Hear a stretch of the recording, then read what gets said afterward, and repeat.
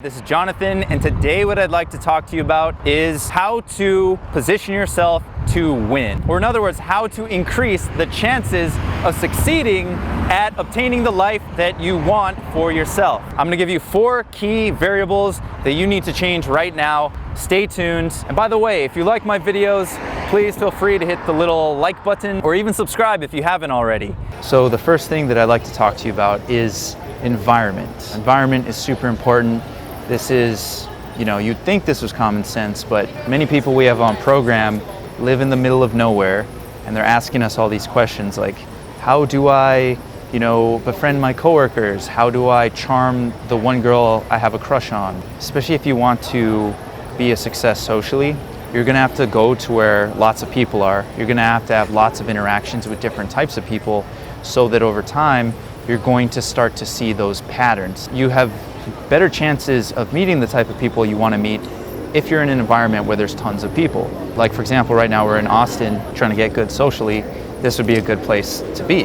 From what I hear, it's a decent cost of living, good quality of life, and lots of different people you can meet. Basically, you want to go to pick a city that works for you, whatever your goals are. If you want to be an actor, probably got to move to LA. Investment banker, probably got to move to New York City. Do the research and find the city that works the best for you. Besides that, not just your city, but you also have to be aware of the neighborhood that you want to live in. Some neighborhoods are going to be better than others. I'd rather live in a small shoebox apartment if it's in the best part of town. If that part of town is what I need, to increase my chances of being successful, I don't care if I live in a shoebox, because location is everything. And that being said, the next part of environment is understanding your house. Your house should be the temple used to replenish yourself or recharge your energy.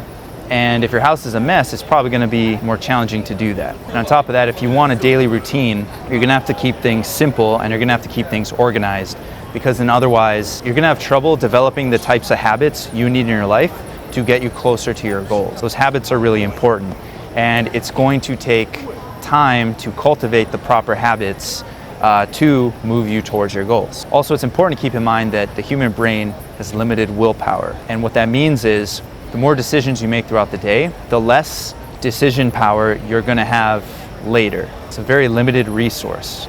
This is why Steve Jobs, for example, his entire closet was black turtlenecks, right? Black turtlenecks and blue jeans.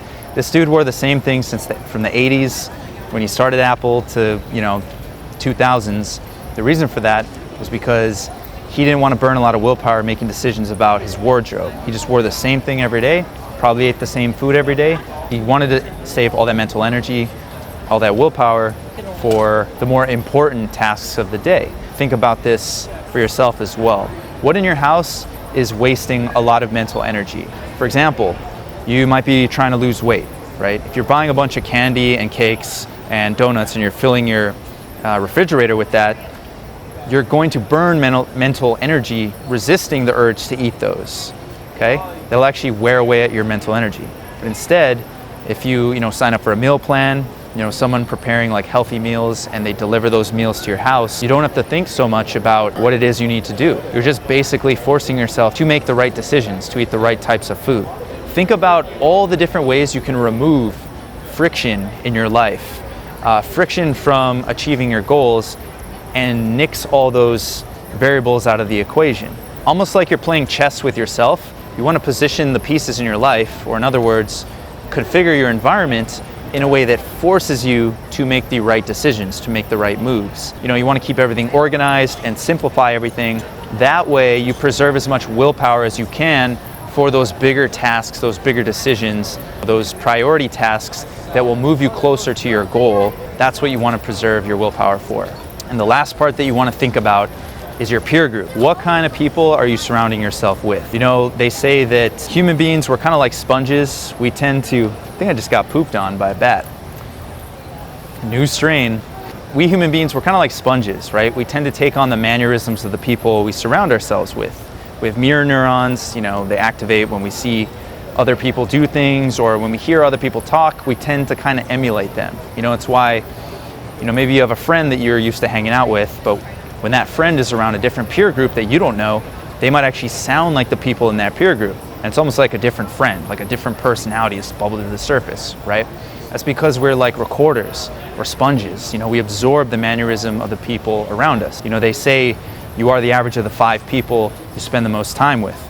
So if that's the case, it's important to be aware of who you surround yourself with in your day-to-day life, right? Who are the types of people you want to be around? Ideally, you want to be around people who are aspiring, maybe they're super motivated to accomplish a similar goal, and maybe they motivate you, they push you to do the right things. Maybe a young and hungry person, for example. Or maybe you want to surround yourself with an older, more matured person who has kind of walked the path already, and that person is a mentor. They not only show you the way, they teach you the right skill sets, but they can also kind of instill you with their reality. So their lack of limiting beliefs, their more empowering beliefs, you're going to start to absorb those just by being around them. My friend Marcus, for example, he was super technical with the social skills stuff, started working a promoter job. All of his promoter friends, they were in a different paradigm than him. They didn't think about the technical stuff at all. They didn't even know that existed, but they did really well for themselves. And he said just by being in that peer group, he started to act like them and take on the same beliefs. And before he knew it, he was being successful without really thinking about it too much. Same with making money. You're probably going to want to be around people who believe it's easy to make money and are doing so, because those beliefs are going to rub off on you. And also they're going to kind of show you how they did it as well, and that too is extremely valuable. The last thing I'd like to talk to you about is being a part of a community. If you can get involved in a Facebook group, a forum, internet forum, or just like a club where there's tons of people who have a similar goal than you, that's going to be a very diverse amount of perspectives of people who maybe they're not as good as you, or maybe they're not quite on the same path as you, but these people will help expose you to different types of information that you otherwise wouldn't be able to find by yourself. They also will be good at things that you might want to learn from. Maybe they're not the best at the social skills, but you like the way they carry themselves or the way that they speak. There's always something you can learn from somebody. So it's important to surround yourself with a diverse group of people who have similar goals to you. That way you can enrich your knowledge of the thing that you're working on, and also build your social circle, right? Because your social circle will also help you be successful. That's my list of things you can do to basically bend the odds in your favor to be successful in whatever endeavor you decide to pursue. If you like this video, please subscribe. Until next time, this is Jonathan in Austin, Texas with the Bats, and I'll see you later. Thanks.